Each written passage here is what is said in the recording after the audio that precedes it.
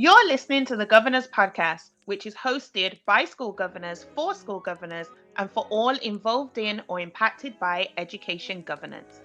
On the Governor's Podcast, we have open, honest, and transparent discussions about governance in the UK education sector, sharing and providing insights into the realities of entering the boardroom, sitting around the governing board table, and leaning in.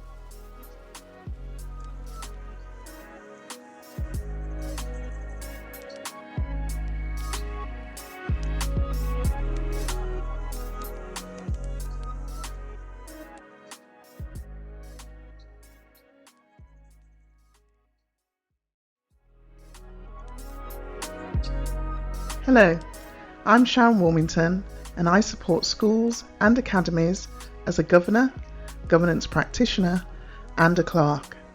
I'm also the founder of the National Black Governors Network, supporting the education sector in diversifying their governing boards. And it's Olivia D. Hind here, an under 30, unapologetically black female who is changing the face and space of school governance. And you're listening to the Governor's Podcast.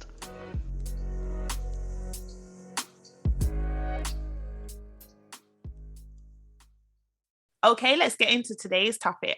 In light of the Governor Hub report and the BBC article that you featured in, yes, what is your opinion on diversity of age? How do you as a young governor see yourself? What does it feel like to be in a space where you literally are the only young person, young governor around the table? I feel like there's multiple parts to that question. So firstly, let's state a few facts. One, we're in 2022. We're 22 years into the 21st century. And so I kind of take a standpoint of like, you know, not just being a young person, but being able to relate to the current student body, understanding what they could be going through, knowing that technology isn't this exciting thing. It just is. It just is. Yeah. It's like, what are you talking about? It's not like, oh, we're discovering touchscreen. No. Just tap on what you need and keep it moving. Like, so it's kind of understanding that the strategic level also needs that kind of breath of fresh air at the top so that it can then filter down through the organization, because it already exists at the lower levels, which is the student body, where you like, you know, where education is serving the current and future generations. And so I almost look at it as, when you look at the makeup of a governing body, you have parent governors and you have staff governors. And even though they're not there to specifically voice their stakeholder group, exactly. But that representation is there so that when decisions are made, you can get a staff perspective or you can get a parent perspective coming from those individual people. And then obviously you also have those from the wider community, those with a specialism that may not have any direct connection to the school, but they are there to support the school in its endeavors. Now, I understand why you cannot have student governors at that level, because there's a lot of confidential items that are discussed. So you cannot have anyone from the current student cohorts sitting at that level. Although I know in FE colleges, I don't know if it's all FE colleges, they have a student representative from the student body. I think I have heard that at HE as well, because I know I only know at FE. I don't know about HE. It's just from the research that I've been doing recently. And at HE, there's a university in particular that I know of that they'll have someone from the student union who sits as part of the governance structure. But in primary and secondary schools here in the UK, I know that is not something that you have, and I understand why. However, that does not mean that voice, that perspective, that opinion, that viewpoint doesn't need to be seen, heard, and felt in those spaces. Absolutely. And so for me, when I was 23, many years ago. It was 5 years ago. Still half a decade. That's still a while. Someone's traveled from year 7 to year 11 in that time. Yeah, okay. Fair point, well made. Exactly. So for me, it's like becoming a governor sitting at a strategic level at the age of 23, I'm thinking the last time I experienced exams was a year ago. So I know what students are experiencing. So I'm able to provide that view. Mm-hmm. So as far as I'm concerned, it's no longer should we have younger governors around the table, but when will we invite them? When it's a must. It's a must. It's mm-hmm. not, it's now a necessity. So it's like, how soon can we get someone or these individuals in? Because they bring the lived experience absolutely of the 21st century. So whilst they may not have years of experience in a specific specialism, mm-hmm. they bring the lived experience of a student. And mm-hmm. so it will provide a viewpoint that will completely shift the mm-hmm. discussions that are had at that level. I actually remember when I was a parent governor in your school, your secondary mm-hmm. school, mm-hmm. it was, bear in mind, I'd not been a governor before. So this experience to me was the norm. It was just the way it was. Yeah. And we're talking about the early 2000s. Yes. Yeah.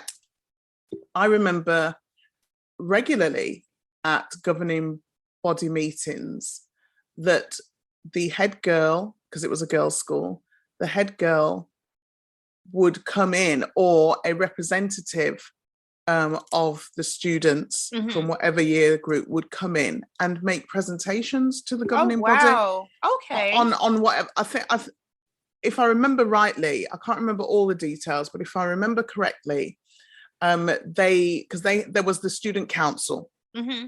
and the student council wrote to the governing body because they wanted a pot of money to be able to spend. Yes. On mm-hmm. whatever it was, I can't remember. Mm-hmm. And they wrote to the governing body, and we discussed it as a governing body mm-hmm. on what that looked like, how it would be managed, and all of that. Mm-hmm. And then they would come back and report back on how the money had been spent. Oh, that's brilliant. And that was so. That's what I mean. To me, it was normal. Yeah. I didn't know that wasn't the way things were in other in other schools. Yeah. So mm-hmm. even though we say, yes, you can't have a member of the student body on the governing board, there's still a way to make that connection. Absolutely. And when you think about it, most governors won't even see the students in their schools because of the time of the meetings. Of course, yeah. Unless you're participating in governor visits and during the school day, etc. But imagine inviting, and if it's in primary school, imagine the experience for year 6 students. Yeah. To make a presentation to the governor. And when I say a presentation, it could be 5-10 minutes. Yeah. To them, that is a long time. To many adults, 5-10 minutes is a long time. I remember my speaking exams for Spanish used to feel like a long time, and it was only like 3 to 5 minutes. I was like, how am I going to feel that in a foreign language? There you go. Yeah. But I just think that because when I talk to governors, and one of the biggest things is recruiting parent governors. Yes. And I say to them, you need to build relationships. Yes. With the stakeholder group, there has to be, and then you tap into that relational capital that you've built.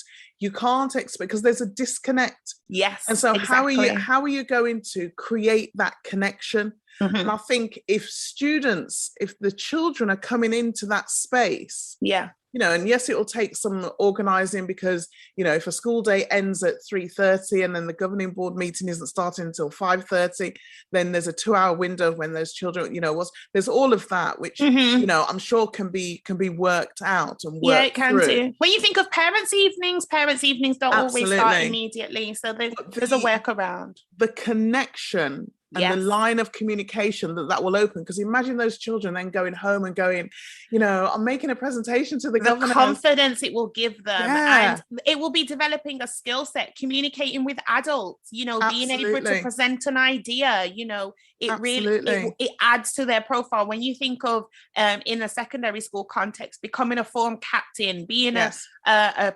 prefect, being a head girl, or even preparing yourself for interviews for part-time jobs and things. I think we can change the world here, Liv. We but if you think about it, if you think about all the different committees and all the different, so it's not just the governing board. If you talked about form captains and that. So, whether it's prefects or form captains or head boy, head girl, whatever their role is, if part of their role was making a presentation to the teaching and learning committee, or making a presentation to the finance committee, or making a presentation to the welfare committee, or whatever the committee, the area is. Do you know what I mean?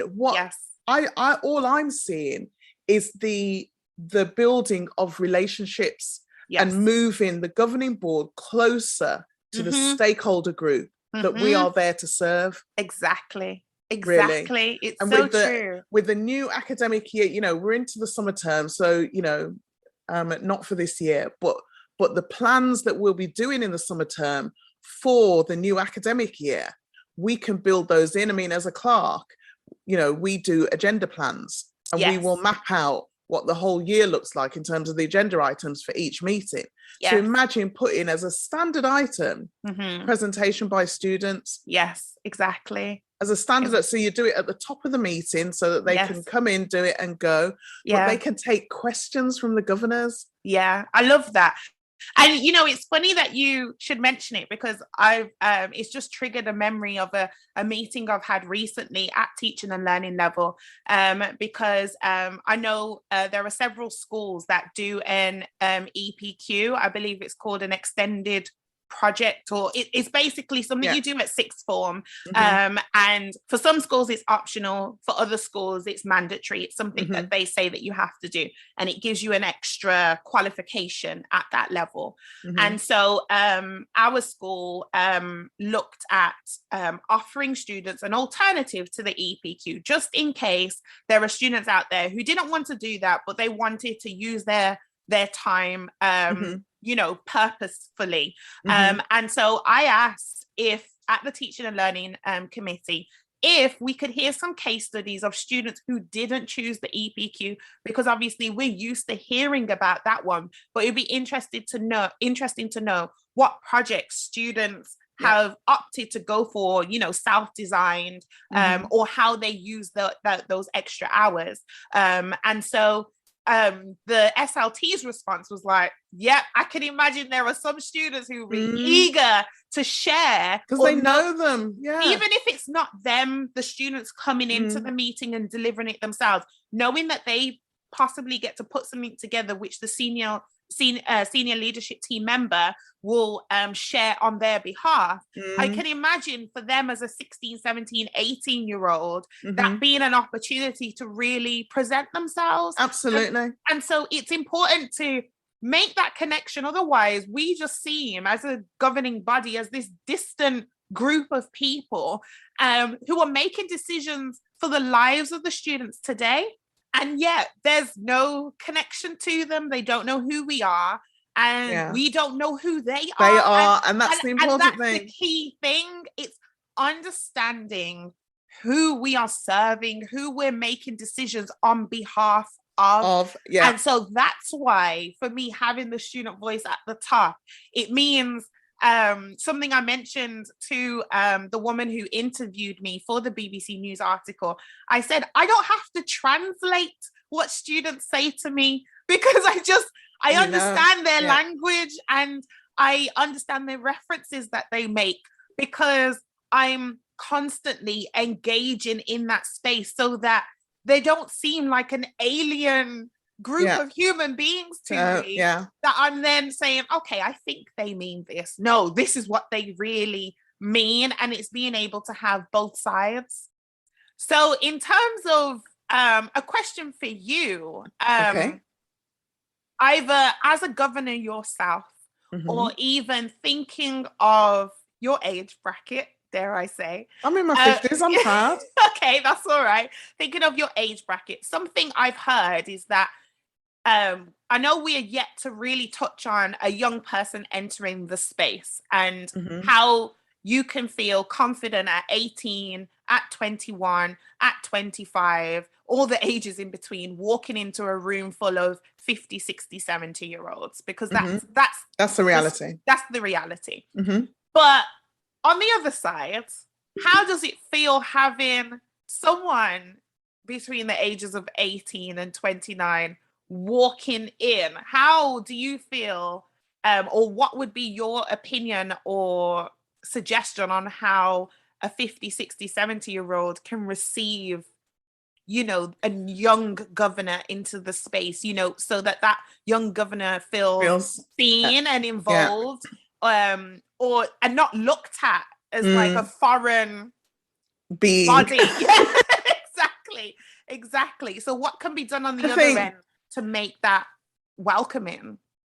I think this is where culture add and culture fit come in, which I may have mentioned before. Mm-hmm. Are we as governors looking for somebody to fit our culture, which would then speak to, you know, well, we're all old here, so we're comfortable with, you know, recruiting older people. And I put myself in that age bracket. I don't mean old and decrepit. I just mean, of a certain age. Let's be real. From our peer group. Yeah, from our own peer. Or are we looking for culture add, where somebody is going to come in who is different to the norm, and therefore they bring their difference to make a difference? You know, I love young people. I love the energy of young people. The more young people that I can get to do things, the less I then need to worry about doing things, if that makes sense. I feel more comfortable about handing the baton over. Yes. And as I said to you, when I first sort of told you you're going to become a governor rather than asked you if you were you didn't even float the idea. It was a statement. It was like, you are going back. You're doing this next. You're doing this next. I knew, and as I've said to you before, sometimes I have to carry the baton as mother until you are old enough to recognize the benefit and therefore take the baton yourself. And I knew that you would recognize the benefit, because I knew that what you would gain, you would bring a lot to the table, even though you didn't have the confidence. But I knew that you would bring a lot to the table that they needed, because I was clerk in that school at the time. So I knew that they needed somebody completely different to who they are, and somebody with a voice, and you do have that. And I knew that you would win them over in terms of they would see you.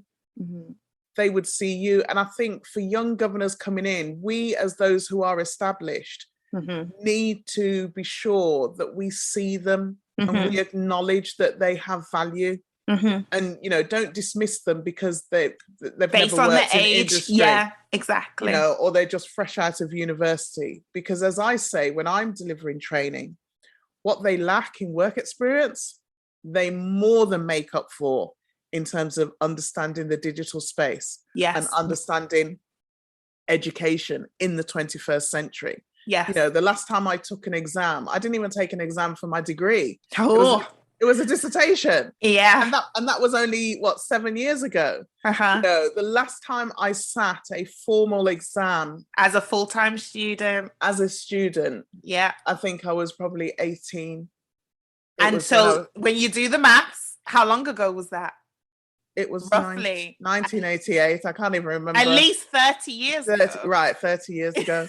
So I'm not even going to sit here and try and understand what GCSEs are like today. I'm not even going to try and understand what SATs are like for primary school. Exactly. You know, and if somebody's going to come into my space as a young person, say, this is the reality, this is what it means, these are the anxieties that we go through, these are the concerns that we have in any school setting, because I remember you were in a selective school. So the assumption from me as a parent is you'll be all right. Yeah, she's fine now. She's set. Fine. She's right.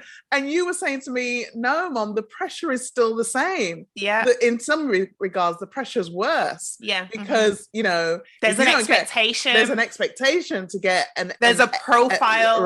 An A or an A star. Yeah. And you were like, I know the girls who will get A stars right across the board. I still know them today. First name, last name. And you helped me to manage my expectations by saying to me, that's not me, Mom. No.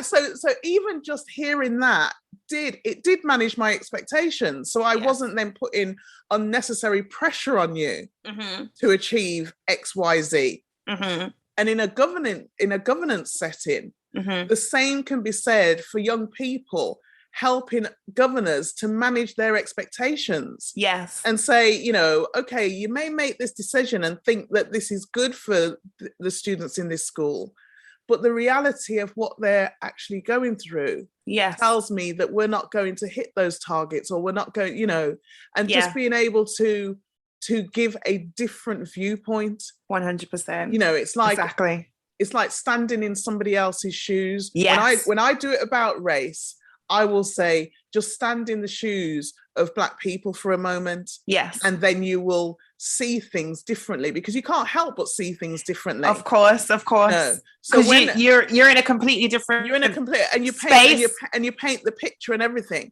And you're looking at from a different angle. Absolutely. I remember you saying to me, imagine there are teachers your age, meaning my age, who are teaching young people about the internet. Yeah, it's mad.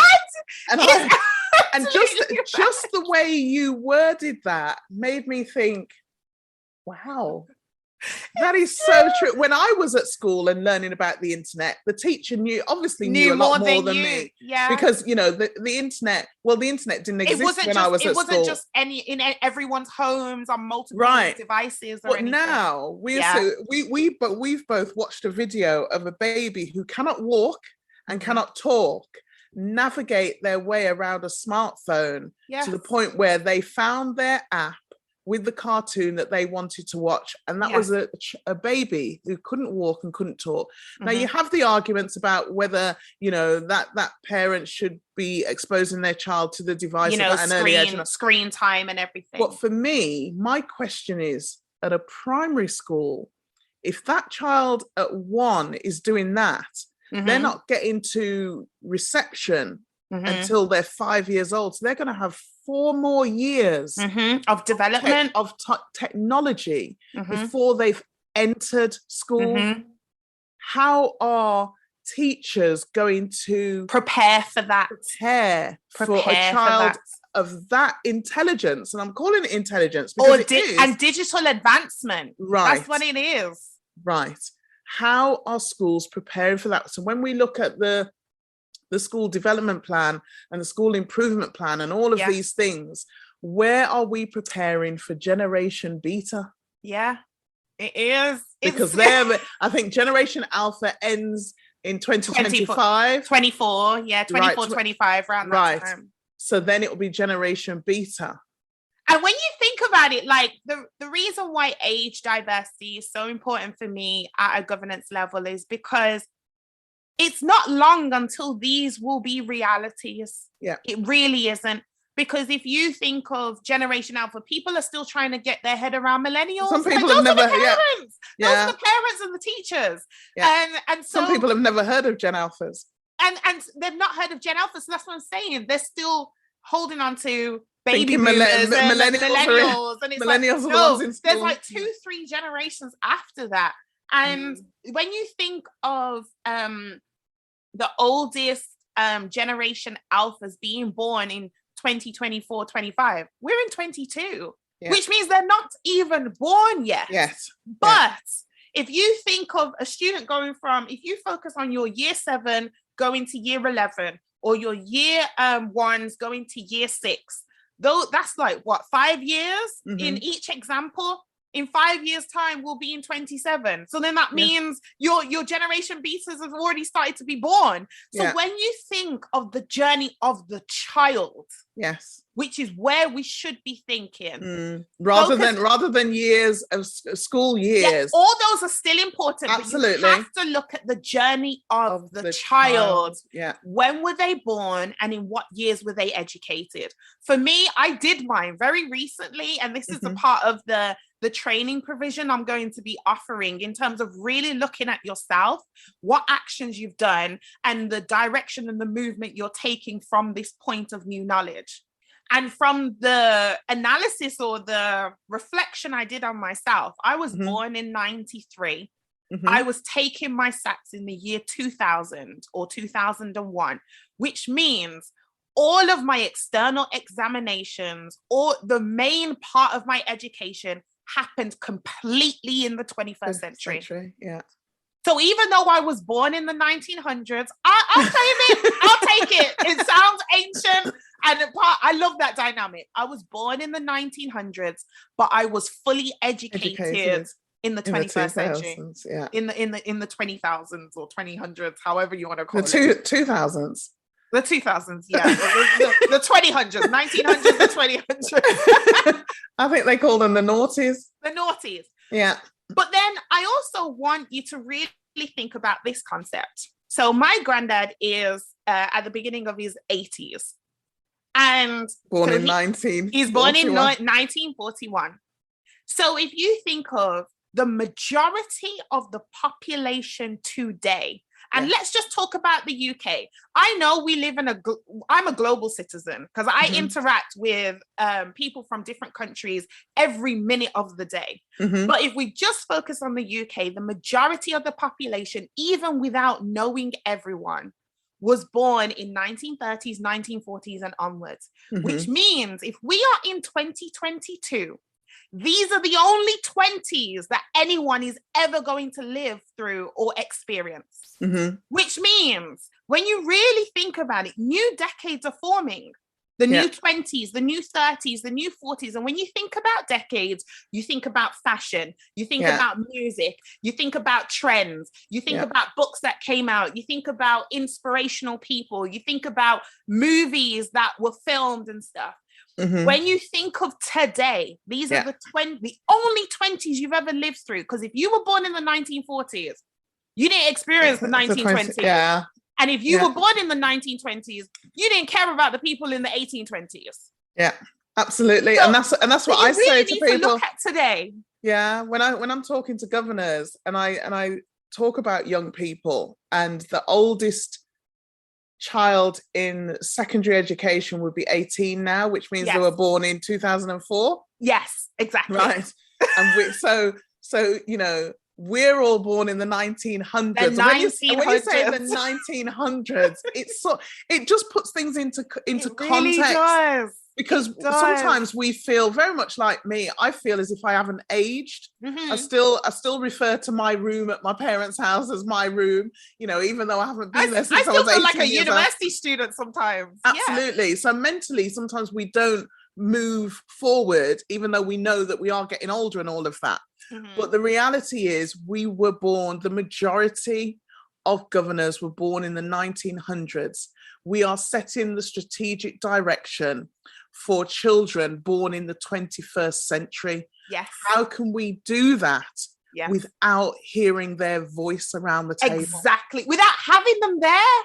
That's what I'm saying. If they're not there, we can't hear their voice. You can't hear their voice. But when you are there, you need to recognize that they have a voice. And so this is why I'm so passionate about so this is me speaking to young people now, those between 18 and 29, because gone are the days where you're thinking, oh, okay, as long as we got someone in their 40s, then it's young. Yes, it's younger than what the average age is, but for what you need, you really need to look at that differently. Got to be in their 20s. I never say young as being under 40, because I remember if anybody, when I was in my late 30s, defined me as young, I'd almost take that as an insult. Yeah, I'm a grown woman with children, with a family, all of that. So in your 20s, that's young. And that's not young in a negative Still got way, bounce. But that's you got so much energy. Oh yeah, you're so young. Bounce. Yeah, that's why I sign up to everything. I'm like, oh, you're so young. But that's the reality that we need to recognize, that we have to. And when I talk about diversity, and I have people say to me, you know, Sharon, we haven't got very many diverse people in our community, so it's really hard to recruit diverse governors of race. I say to them, if you go for young Generation Z, you'll cover it. Go for the 20s, they are likely to either be in mixed relationships, be from a mixed heritage, or be friends and connected to, exposed to their social circle. Right. So you are going to get the diversity you're looking for, because young people in their 20s do not see race in the same way that we do. And so it's important that even if you can't get Black governors, you can't get Asian governors, you can't get whatever race or ethnicity in terms of diversity you're looking for, go for young.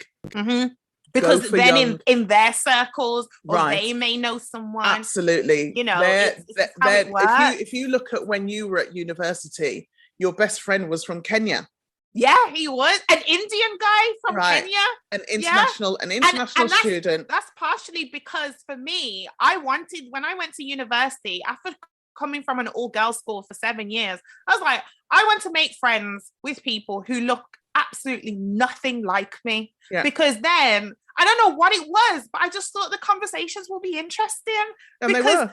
You know, there's that diversity there. So then, you know, there's diversity thinking, you're coming from different backgrounds. One of my best friends is a Greek Cypriot, you know, and so she looks absolutely nothing like me. And yet, what's amazing is sometimes we think so similarly, like we have so much alignment, and yet we've come from completely different backgrounds. And I think you can surprise yourself when you let someone different in. Absolutely. And so it's actually better to, you know, welcome that, because then everything will feel different. You'll feel more open. You'll feel like you're moving in the direction, but you can still have a shared vision. Yeah. You can still have a shared vision. So don't think that your shared vision can only come from your comfort zone. You may even find that you experience more ineffective or inefficient challenge from people who are exactly like you. Absolutely. Because you're both trying to be right. And the thing is, focusing on what is right. If the characters are all the same, then you're going to get the same result. That's just the bottom line. And it's not being disrespectful to anybody. It's just the way it is. Yeah. You know, you want somebody who's going to disrupt. You want somebody, absolutely. Not be troublesome. No. But somebody who's going to, that's why I like new governors, and that's why I like being new as well, because I will ask the question, you know, this doesn't make sense to me, or can you explain this? You know, because, and then you find that other people, it didn't make sense to them, but they didn't say anything. And it's like, well, you know, what are you doing? Why are we here? We're not here to just read the reports of the senior leaders. We're here to question and challenge and understand what changes are being made and why. So like you really know what you're really implementing, so that you know, is it going to lead to the desired impact? And that's why, just going back to my point as to speaking directly to young people between 18 and 29 and not knowing if they have enough to enter that space, you are more than enough. And it's reassuring them of that. It's reassuring people who enter it for the first time, fresh out of university or fresh during a grad scheme journey that they're on, that this is a space that you can fully contribute to. You are going to gain a lot, guaranteed. This is me speaking as someone who has traveled that journey, who started at 23, having graduated the previous year. So I always like to travel a journey and then almost like turn back and see who can I bring with me? Absolutely. Who can I help? Who can I support? Yeah. So now 5 years in, this is me turning back and say, is there any 21-year-old out there, any 25-year-old out there, any 18-year-old out there who just wants to know more, and they're thinking, but I haven't done this and I haven't done that, but you've lived 18 years in the 21st century, which is more than, you know, in the education system in the 21st century. Exactly. Which is more than anybody I can think of who's not a student. Exactly. And the reality is, and just to be clear, you don't have to be a graduate. You don't have to have gone to university. No, you do not. If you've done an apprenticeship, you've gone straight into employment. The only qualification you need to be a governor in a school is to be over the age of 18. Hence why I say 18 to 30. It is a misconception. It is a misconception and a narrative that is put out there that you've got to have this, that, or the other. Yeah, a professional career in this. And so that is why we have ended up where we're at. Somebody said to me, I was delivering a conference a few weeks ago, and a question from the audience when I was talking about, if you want young people, go to universities, go on LinkedIn. If you want more women, find women groups, women in business, whatever. If you want more disabled people, go on limb differences or hard of hearing. All of those groups are all on LinkedIn. And they said to me, but isn't that positive discrimination? You know, and I stood there. Got a taboo coming in. And I said, look around. We have ended up where we are because of positive discrimination. Exactly. Because we don't think wider than the norm. We don't intentionally go out and find the diversity that we need. We have a scattergun approach, and we advertise in certain ways, and we recruit in certain ways. And it's always, you know, well, nobody applies. You know, nobody from those groups apply. But if they're not reading that paper that you've advertised in, or visiting your website, because they don't know that your website exists, how can they even find it? So we have to actively and intentionally go to other groups, and it's not positive discrimination. We are widening diversity. We are not lowering the bar. Exactly. And that's the thing. It goes back to this setting these barriers to entry. And making you feel like, okay, because you don't come from the usual, you don't look like the usual profile, that means you've got to prove yourself in a way that the other people haven't had to themselves. It's just accepted that they'll be a good governor because they work at Barclays Bank, or because they're a lawyer, or because, you know, they've spent 20 years in a senior leadership level in whatever corporate organ. No, that has to change. It's so easy to set people up to fail, or set people up to not be able to add the value that they have within them out of fear that it's not going, it needs to be validated by someone else. So I would say 18 and you know how to carry yourself professionally, enter the space. There are schools out there who will welcome you. So I'm not saying that all governing bodies are, you know, tightly fenced in and they won't welcome you. There are many out there who will happily welcome you in because they want to know what you know, so that it can help the whole school and its community move forward. I love the fact that my school's now talking about how to better engage with the parent community and just recognizing that the generation conversation is a necessary conversation at strategic level. You can no longer think that long letters are going to suffice or going to work. No, they don't. How do they prefer to receive information? And then that's how you've got to communicate. That's how businesses operate. They go to where the customers are. They don't say, come here. No, they go and find you. And they will set up in those communities, and they will find out what the community makeup is, and then they are supplying the goods according to the community's makeup. Thank you. That's reality. I think we've talked about that in terms of Tesco. We have. How Tesco does that.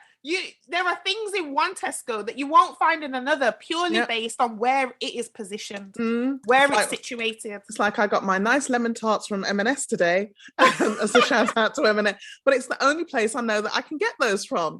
I can't get them from Tesco, so I know exactly where I need to go to get what I need. And that's the way we have to think now. We can't it can't be a blanket approach for everything. It just cannot be. And to any young people out there, please apply to your primary school. Go back to your primary school. I started in a primary school, if anyone wanted to know. And that would, I would absolutely love to be a governor in my primary school, but my primary school doesn't exist anymore, unfortunately.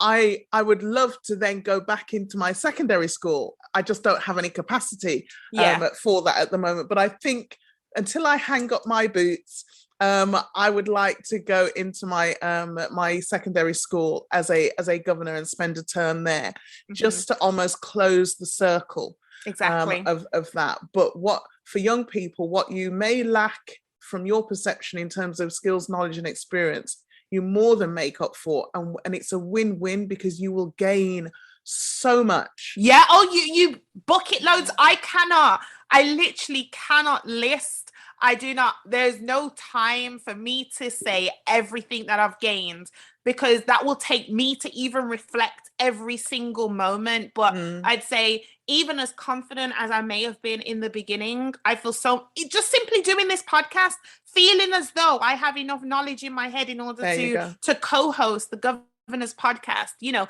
that's only come from being in those rooms, being in those discussions, and opportunities only came once I got on the journey. I had to take the leap of faith, you know, jump off the mountain and just trust that my wings will come out and I'd fly. Because the opportunity to become the chair of a teaching and learning committee in a selected school didn't happen on day one. It happened because I was first in the room and the opportunity came up. And then becoming the Equality, Diversity and Inclusion Link governor, that was on the back of me sending an email to the head and the chair and saying, what's our school doing about this? About diversity, about, you know, representation, etc. So, you know, you have to first take the step and then trust that the other steps will come. And you will be guided and trained and supported. Yeah. We're here.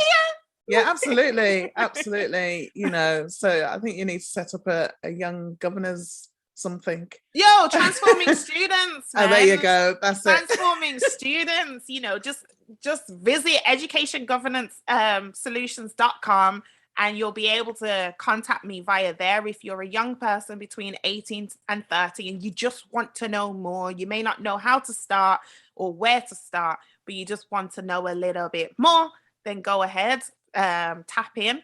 But I want to ask, what would be your takeaway? Because I feel like we've talked about a lot of different actions. We've given so many different strategies, I believe, that where people can start or what people can think about in order to make a start. But what would be your takeaway from this episode?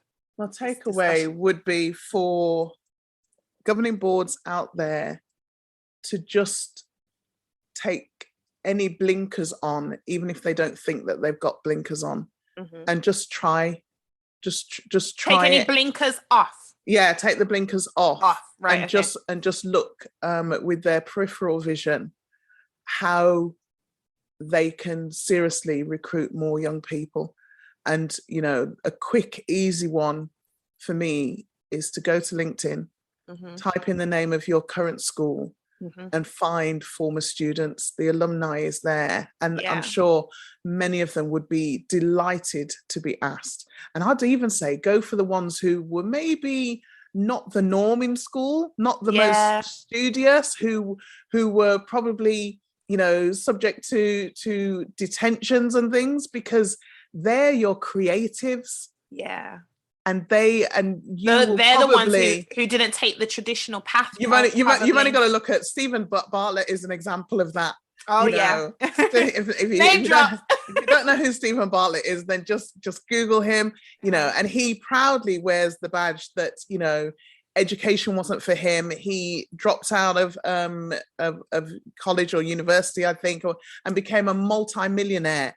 I think by the age of 21, and he's a respectable 22. individual. He's now on Dragon's Den, despite the road he traveled, despite his journey. Yeah, because the journey isn't straight for everybody. Exactly, the journey isn't straight for everybody, and so you know, think beyond the norm is what I would say.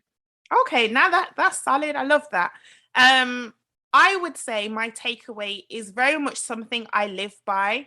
I've never really been someone who says, I wish I could go back to being 16 and this is what I would tell myself, or I wish I could go back to being 18 or being 12. I do that through speaking to someone who is 12, who is 16, who is 18, who is 25.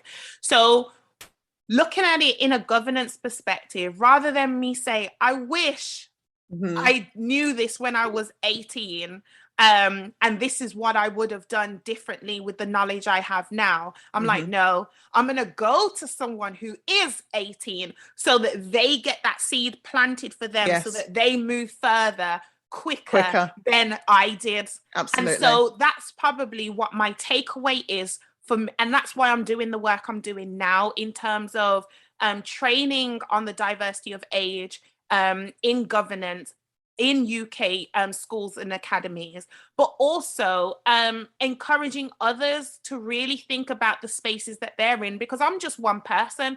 I'm not going to be able to get in contact with every governing body or every trust board, but anyone who listens to this or comes into contact with this and knows someone who knows someone who knows someone who knows someone, you know, because everyone knows somebody. Exactly, everyone knows someone. So it's thinking about it for yourself, anyone listening, regardless of what age you are, whether you are my age, 28, whether you're my mom's age in your 50s or older or younger or in between, it's asking yourself, rather than thinking, I wish I could go back to my younger self and say this or plant a seed or, you know, carry forward this information. How can I feed forward? But how can I feed forward by finding someone who is those ages, and even just get in their viewpoint. They may not come into your governing body space.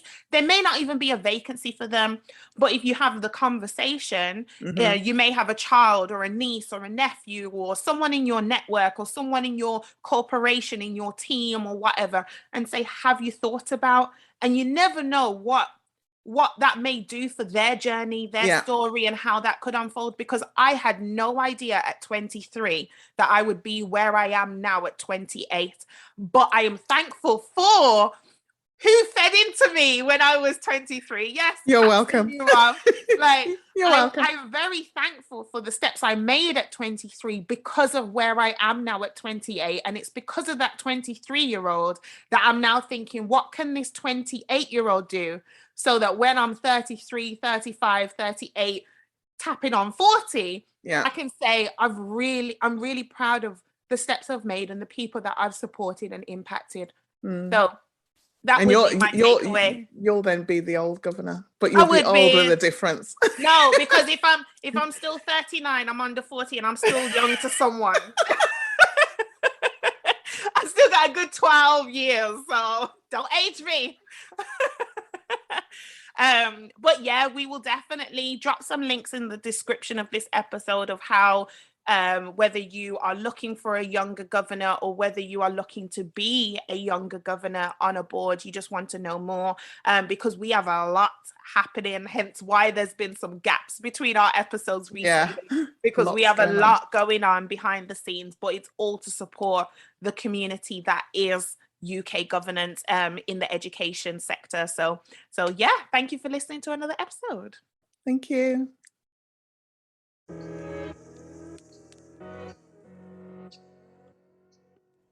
Thanks for listening to today's episode. Please rate, review, and subscribe via your preferred streaming platform. The Governor's Podcast is a brand of the legal entity Education Governance Solutions Limited and a free training resource for anyone. So if you know someone who is interested in becoming a governor or a trustee, please share this podcast with them. And if you'd like to get in touch with us directly with questions or comments, then drop us an email at thegovernorspodcast@gmail.com. You can also follow us on social media platforms at The Governor's Podcast. Let's connect.